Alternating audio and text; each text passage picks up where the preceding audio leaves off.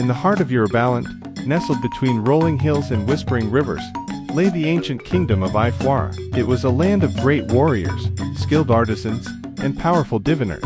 But above all, it was known for its princess, the beautiful and wise Princess Morolake, the Moonlight Princess. Born to Oba Adetunji, the mighty king of Ifewara, and Olori Adesewa, a woman of unmatched grace, Morolake was no ordinary child.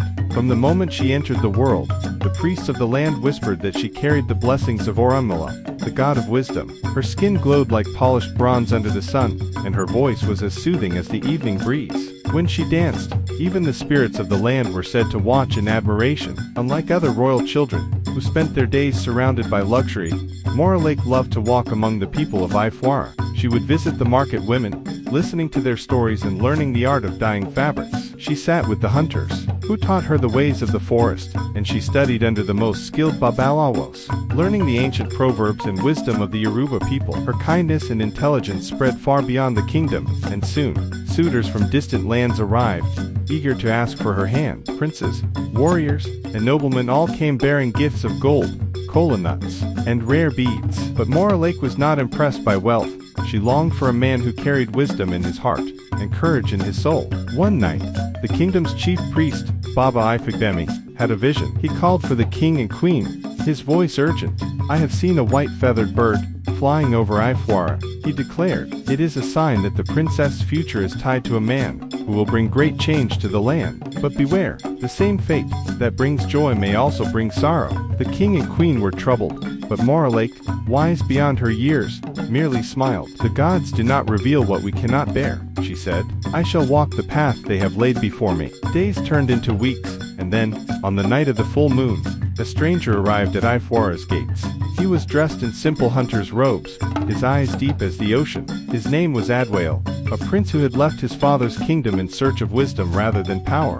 Morolake was drawn to him, immediately, sensing something different in his spirit. Instead of boasting about his strength, he spoke of justice, kindness, and the balance of the world. They spent long nights under the sacred Iroko tree, speaking of destiny, love, and the future of Ifewara. The elders, remembering the prophecy, grew uneasy. "What if this is the man who brings both joy and sorrow?" they whispered. One fateful evening, an enemy kingdom, jealous of Ifewara's prosperity, launched a surprise attack.